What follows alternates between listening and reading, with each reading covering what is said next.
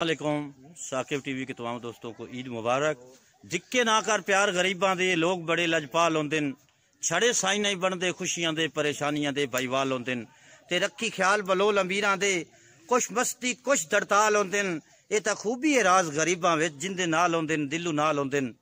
सदी बशेरा साहब किसे कर छड्डिया या वाकया ही कमला है, कदी सुरत संभाल के वेखी, इस कूड़ दी कासिम काली रात च डीवा सच दा बाल के वेखी।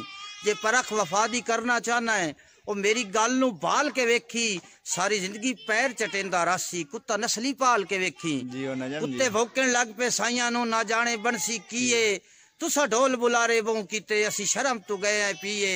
एक कर से ता 100 सुन लैसे, और नहीं करनी बिल्कुल जीए, किती करती पा के खूह दे विच आखे नजम नू हुण तड़कीए।